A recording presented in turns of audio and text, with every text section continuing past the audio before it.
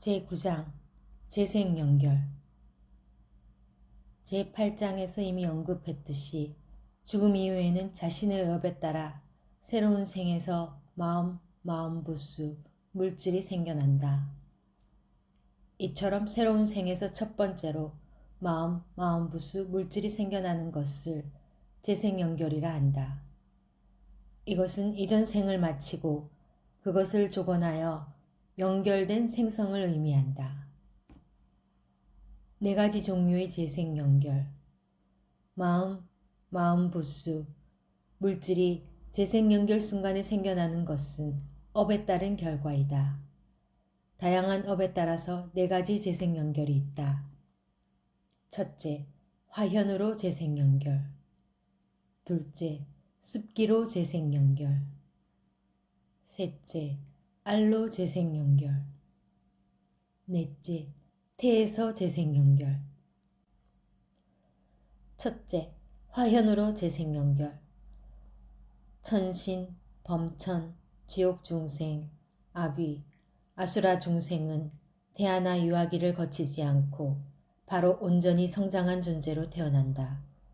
이들 존재는 어머니의 모태에 들었다가 탄생하지 않는다. 재생연결의 마음부수, 물질이 일어나는 그 순간에 이들은 그들의 거주처, 즉 천상궁전, 숲, 산, 강 혹은 바다에 바로 완전히 성숙한 성인의 모습으로 나타난다.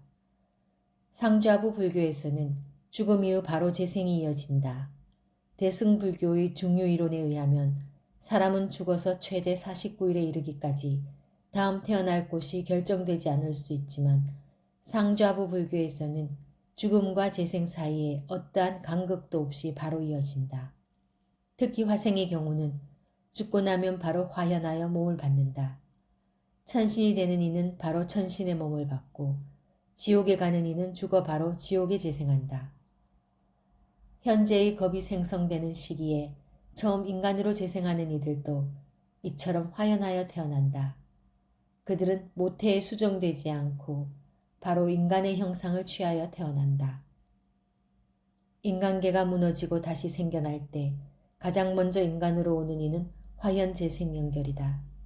즉, 그 사람은 모태에 들었다가 출생하는 것이 아니고 바로 성인의 모습으로 온다는 말이다. 이것이 화현으로 재생연결하는 경우이다. 둘째, 습기로 재생연결. 어떤 존재들은 태아가 매달려 있을 장소에 재생연결을 한다. 이러한 종류의 재생연결을 하는 존재들은 매우 작은 크기에서부터 점차 성장해 간다. 유충이 부화하거나 석은 유기물질 안에서 성장한다. 빠두마와띠 왕비는 연꽃송이 안에서, 그리고 웰로와띠 왕비는 댐나무 속 공간에 수정되었다. 부처님을 비방하였던 찐짜마나 마윗가는 타마린 나무 속에 재생하였다. 대부분의 곤충은 습생에 속하고 인간이 습생으로 재생하는 경우는 극히 드물다. 셋째, 알로 재생. 새처럼 어미의 모태에 알로 수정되는 경우는 난생에 속한다. 전생당과 부처님 일대기의 일부 남성이 암컷 뱀신과 결혼을 하고 그 여성이 알로 자손을 낳는 이야기가 있다. 넷째, 태에서 재생연결. 태생은 인간과 다른 표유류 존재들을 포함한다. 이들은 모두 어미의 자궁으로부터 태어난다. 또한 몇몇 저열한 신들, 즉 지신과 목신이 태로 재생연결하는 예도 있다. 난생과 태생을 합쳐서 모태생이라고 한다. 난생과 태생 모두 다 모태에서 자란다. 난생은 알로 태어나고 태생은 태아로 출생한다. 재생연결의 세 가지 조건. 습생과 화생의 존재들은 부모 없이 태어난다. 그들은 온전히 자신의 업의 힘으로부터 태어난다. 모태생 존재들은 어머니의 모태에 수정되어서 태어난다. 그렇다면 수정은 어떻게 이루어지는가? 임신이 되기 위한 세 가지 조건은 다음과 같다. 첫째, 어머니가 될 이는 최근 월경을 가졌을 것. 둘째, 성적 교섭이 있었을 것. 셋째, 자식으로 태어날 존재가 이전 생에서 죽음을 맞이하였을 것. 임신은 대개 부모의 성적 교섭이 있고 난 뒤 7일 혹은 15일 사이에 이루어진다. 특별한 경우, 부모 사이에 성적 교섭이 없었음에도 임신이 되는 특이한 예도 있다. 수완나 사마보살이 태어나는 경우는 특별하였다. 그의 아버지가 월경을 마친 어머니의 배꼽을 어루만졌을 때 그는 입퇴하였다. 짠다빠조따 왕의 모친은 월경 후에 지네가 자신의 배꼽 근처를 지나갔다. 이 순간에 그녀는 감각적 즐거움이 생겨났고 그 후 임신이 되었다. 해오라기 새는 몬순 기후가 시작되는 시점에 남쪽에서 불어오는 산들 바람에 기쁨을 느끼고 임신이 되었다. 부처님 당시 어느 비구니는 자신의 전 남편이었던 스님의 가사에 묻은 정액을 삼키고 나서 임신이 되었다. 숲속 은동자의 정액이 담긴 소변을 마신 암사슴이 임신이 되었고 그 사슴은 인간인 이시신가라는 아들을 낳았다. 이러한 경우는 아주 예외적이고 특별한 수태의 경우이다. 투명한 깔랄라 액체. 재생연결의 마음과 마음부수가 생겨날 때 아주 미세한 물질도 함께 생겨난다.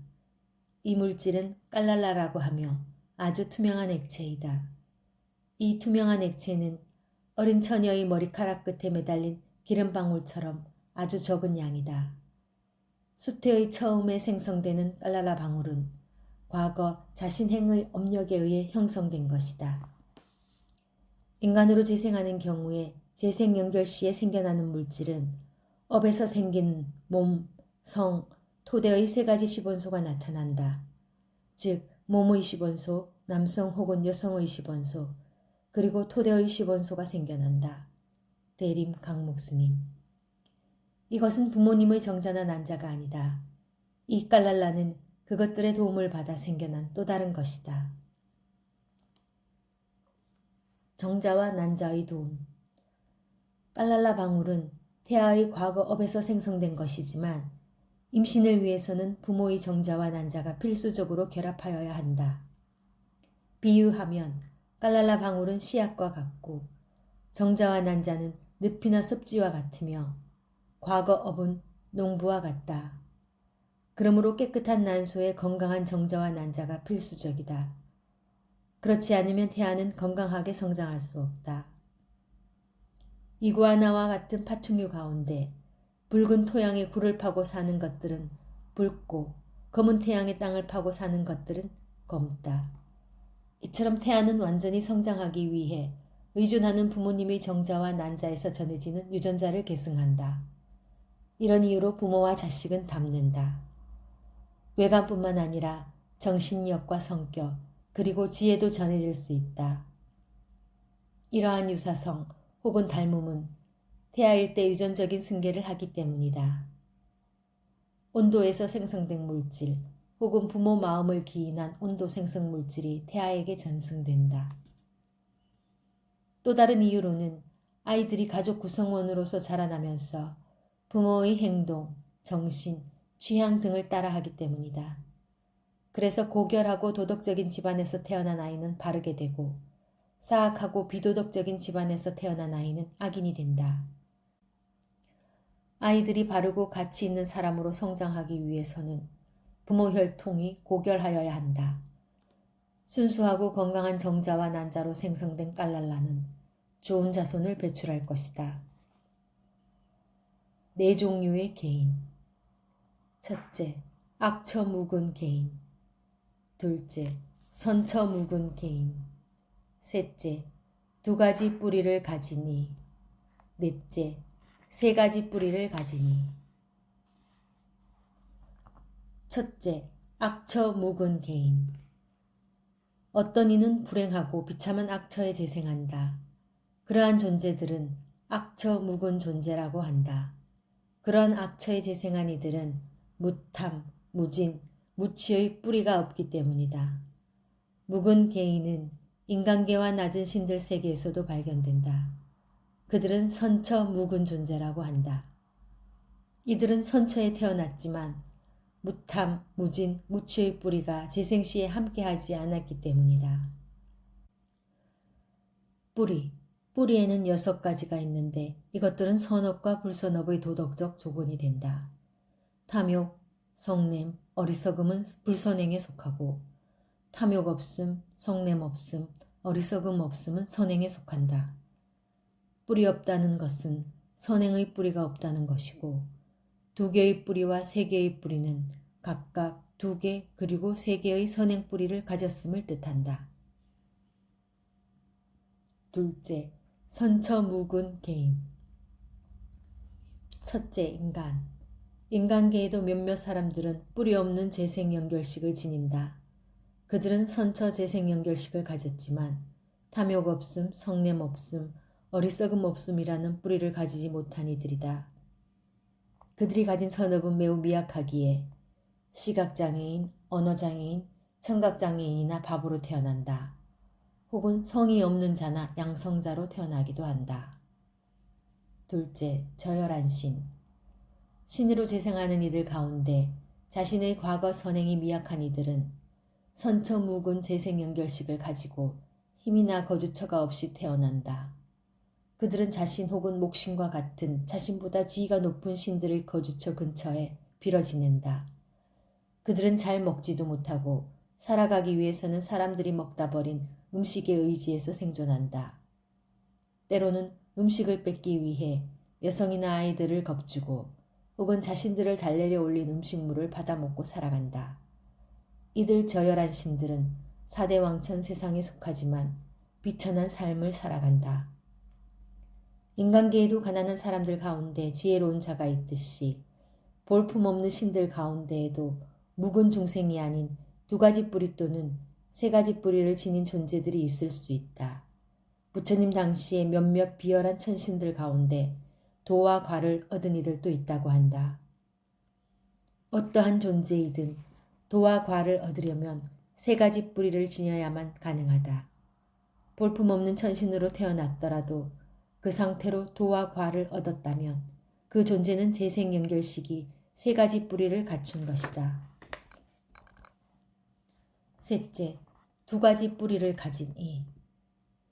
앞서 보시를 설명하면서 2가지 뿌리를 가진 수승한 선업과 3가지 뿌리를 가진 저열한 선업에 대해 상세히 다루었다.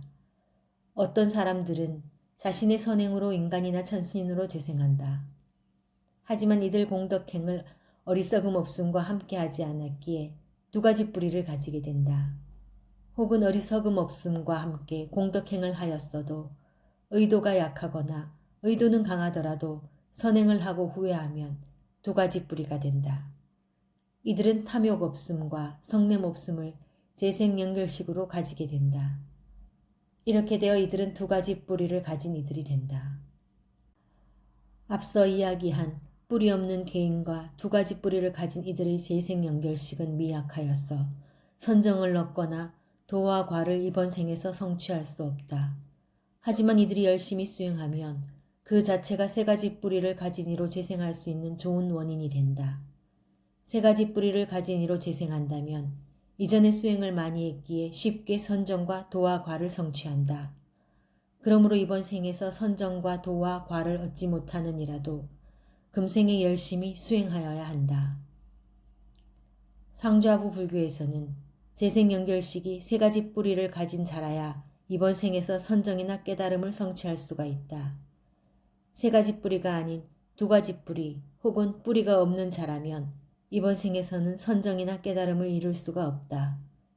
그가 깨달음을 성취하고 싶다면 이번 생에서 열심히 수행 정진하거나 3가지 뿌리를 갖춘 선행을 많이 지어서 다음 생에 3가지 뿌리를 가진 이로 재생하여 그 생에서 선정이나 깨달음을 성취할 수가 있다. 넷째, 3가지 뿌리를 가지니. 3가지 뿌리를 가진 수승한 선업 마음 때문에 인간계나 천상계에 재생할 수 있다. 3가지 뿌리를 가진 이는 영리하고 지혜롭기에 그들이 노력하면 선정을 얻을 수 있다. 그들이 바라미를 성취하였다면 도와 과까지도 얻을 수 있다. 오늘날 우리는 세 가지 원인으로 재생한 많은 이들을 본다. 단지 그들이 게으르고 훈계를 따르지 않아서 성인이 되지 못한다. 이처럼 재생 연결 마음이 달라서 네 가지 형태의 중생이 존재한다. 그들은 악처 뿌리 없는, 선처 뿌리 없는, 두 가지 뿌리를 가진, 그리고 세 가지 뿌리를 가진 존재들이다. 8종류의 성인들. 첫째, 수다원 도에 이르니. 둘째, 수다원 과에 이르니. 셋째, 사다함 도에 이르니. 넷째, 사다함 과에 이르니. 다섯째, 아나함 도에 이르니. 여섯째, 아나함 과에 이르니. 일곱째, 아라한 도에 이르니. 여덟째, 아라한 과에 이르니. 세 가지 뿌리를 가진 이가 수행을 하여 수다원 도를 성취하면 수다원 도를 성취한 성인이 된다. 같은 방식으로 그가 수다원 과를 성취하면 그는 수다원 과 성인이 된다. 수다원 과 성인이 더 높은 단계를 성취하면 8종류의 성인 가운데 3번째부터 8번째까지 올라간다. 사다함도에서 아라한 과까지를 말한다. 성인의 마지막 단계 8번째는 아라한이다. 벽지불과 부처님도 특별한 지혜를 지닌 아라한이다. 업이 우리들의 진정한 부모이다. 자신이 지은 행위는 자신의 재생 연결식을 결정하고 자신의 운명도 결정한다. 결정한다는 의미는 자신의 행위에 따라서 뿌리가 없거나 혹은 2가지와 3가지 뿌리를 가진 이로 재생하고 그에 따라 악처와 선처에 재생한다는 것이다. 자신이 태어날 곳도 자신의 행위에서 결정된다. 업은 여러분의 다음 생을 결정짓는다. 다음 생의 시작이 되는 재생 연결만 다른 게 아니라 외모, 부모의 지위, 부의 정도에도 영향을 미친다. 다음에 2 사람을 비교해보자. 어떤 이는 선행을 할 때 근면이 지혜를 가지고 하였고 다른 이는 지혜가 없거나 건성으로 했다고 하자. 그들이 죽어 인간 세상에 재생하게 되면 전자는 태아인 자신을 잘 보살필 어머니의 태에 든다. 후자는 태아를 어떻게 돌보아야 하는지도 잘 알지 못하는 어머니의 태에 든다. 이처럼 임신의 순간에도 이 2 태아의 사이에 다양한 차이점이 존재한다. 출생의 경우도 마찬가지로 전자는 별다른 고통 없이 편안하게 태어날 것이고 후자는 출산에 많은 고통과 어려움이 따른다. 출생 이후의 2 아이의 차이점은 더 극명하다. 이러한 불균형과 차이점은 성장하면서 더 커진다. 부유한 집의 아이는 교육도 받고 잘 양육되지만 가난에 찢은 아이는 그렇지 못하다. 요약하면 전자는 가족 친지의 돌봄을 받으며 잘 살아가고 후자는 하루 살아가기 힘든 어려운 삶을 살아야 한다.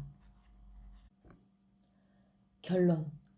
이미 살펴본 바와 같이 과거에 행한 업은 인간의 삶에 태아 때부터 많은 영향을 미친다. 업 결과의 다양성에 대한 이해가 깊어지면 부자와 권력자를 따르는 이들을 비난하지 못한다. 행운은 부자들을 따른다. 그러므로 자신이 가난하다면 이전의 잘못된 행위와 무지를 탓하고 선행을 실천하여 스스로가 번영하고 덕스러운 이가 되려고 최선을 다해야 한다. 당신은 노력하지 않으면서 잘된 이들에 대해 시기하고 질투하는 것은 어리석고 쓸모없는 짓이다. 시기와 질투만 늘어놓으면 미래 생에서 더욱 비참하게 되고 고통의 수렁으로 빠져들게 될 것이다. 이 책을 읽은 모든 이들, 나의 벗들과 지인들이 바로 지금 바른 노력을 기울여서 열반의 여정에서 좋은 재생을 성취하기를.